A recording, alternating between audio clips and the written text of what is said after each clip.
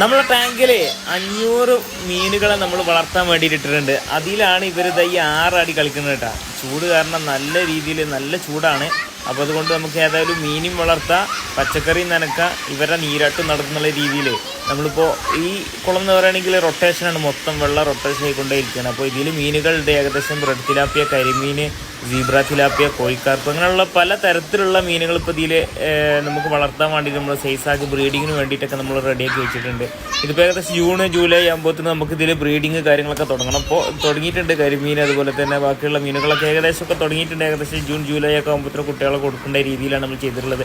അപ്പോൾ കുട്ടികളിപ്പോൾ ഇതിൽ ഒരുപാട് നീന്തി കളിച്ച് ഉല്ലാസിച്ച് നടക്കുന്ന ടൈമാണ്. ഇപ്പോൾ നമ്മളിതിൻ്റെ ഈ പോകുന്ന വേസ്റ്റ് വെള്ളങ്ങൾ മൊത്തം നമ്മളെ പച്ചക്കറികൾ തണ്ണിമത്തലിലോട്ടാണ് പോകുന്നത്. അതിൽ നമ്മളെ സിസ്റ്റമാറ്റിക്കായിട്ട് നമ്മൾ 2 മോട്ടറുകളാണ് നമ്മളിവിടെ ഘടിപ്പിച്ചിട്ടുള്ളത്.